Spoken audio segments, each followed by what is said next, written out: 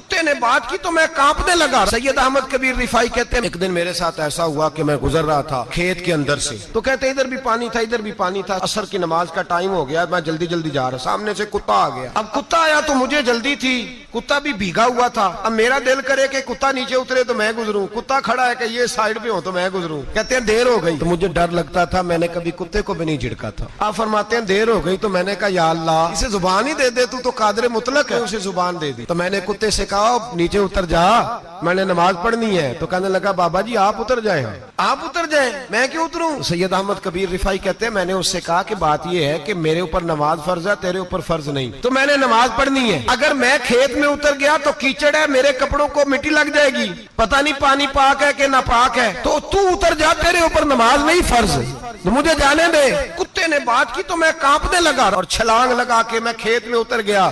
مجھے کہنے لگا بابا جی کپڑے اگر آپ کے کیچڑ سے آلودہ ہو گئے تو پانی سے صاف ہو جائیں گے، اور اگر مجھے حقیر جان کے آپ کا دل آلودہ ہو گیا تو 7 سمندروں سے بھی صاف نہیں ہوگا۔